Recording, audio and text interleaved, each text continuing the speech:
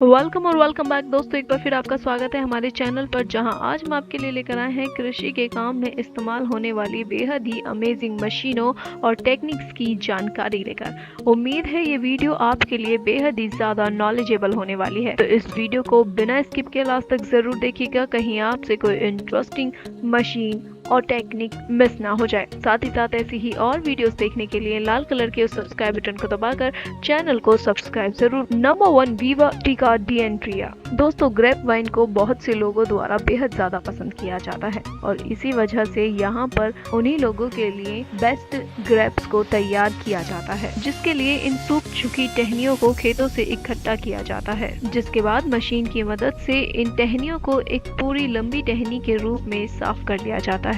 इसके बाद कारीगर इन लंबी टहनियों को एक बराबर छोटे छोटे टुकड़ों में काटते चले जाते हैं। इन्हें एक बराबर छोटे हिस्सों में काटने के बाद इनके छोटे छोटे बंडल बनाकर रखे जाते हैं। इन बंडल्स को एक खास घोल में डालकर इन्हें परजीवियों से मुक्त कर दिया जाता है और फिर काम शुरू होता है ग्राफ्टिंग करने का।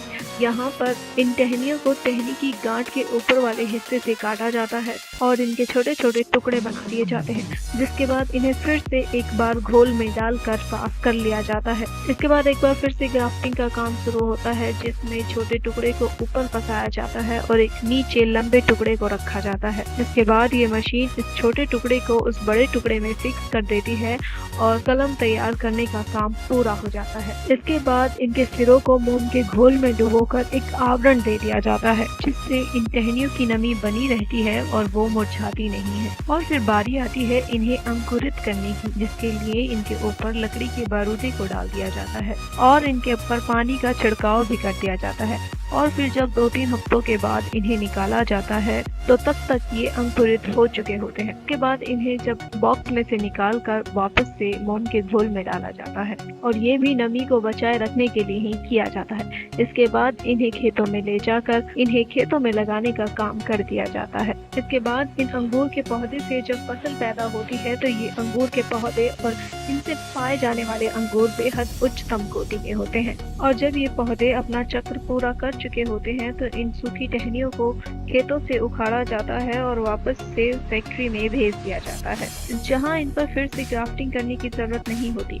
बस इन्हें फिर से एक बराबर हिस्से में काट कर मोम की परत चढ़ा दी जाती है ताकि इनकी नमी बनी रहे। इसके बाद इन्हें फ्रीजर में डाल दिया जाता है और फिर से फसल लगाने के लिए इस्तेमाल कर लिया जाता है। Next is Rio farm. दोस्तों, बहुत से देशों में गाजर की खेती को काफी अधिक मात्रा में किया जाता है। इन मूलियों को एक एक करके हाथ से निकालने में काफी वक्त लग जाता है, लेकिन इस मशीन के द्वारा ये काम बेहद आसानी से हो जाता है, जिसके लिए इस मशीन को मूली की क्यारी के ऊपर चलाया जाता है। जिसके बाद इस मशीन के आगे लगा भाग मूली के पत्तों को जकड़ लेता है और मूली खुद ब खुद उखड़ना शुरू हो जाती है और इस चेन में ही फंसकर ऊपर खड़े हुए किसान के पास तक पहुंच जाती है। यहाँ पर किसान इन मूलियों को इनकी लंबाई और मोटाई के अनुसार क्रमबद्ध तरीके से अलग अलग करते चले जाते हैं। साथ ही साथ यहाँ पर खराब मूलियों को भी अलग कर दिया जाता है। यह मशीन मूली के ऊपरी पत्तों को काट देती है, लेकिन नीचे के पत्तों को छोड़ देती है ताकि मूली मुरझा ना जाए और इन पत्तों को मशीन के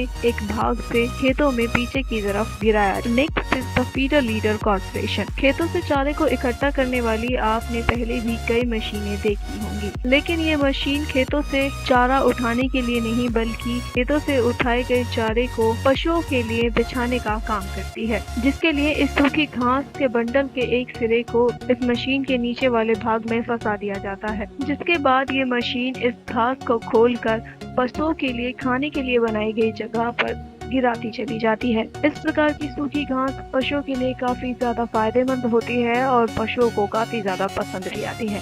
इस प्रकार की सूखी घास को हाथों से भी खोला जा सकता है, लेकिन ये काम काफी ज्यादा समय लेने वाला होगा, क्योंकि इस काम को मशीन की मदद से काफी जल्दी किया जा सकता है। तो दोस्तों, है ना बेहद ही कमाल की मशीन। आपको ये वीडियो कैसी लगी हमें कमेंट करके ज़रूर बताइएगा। साथ ही साथ वीडियो पसंद आई हो तो वीडियो को लाइक करें, ज़्यादा से ज़्यादा शेयर करें और चैनल को सब्सक्राइब करना ना भूलें।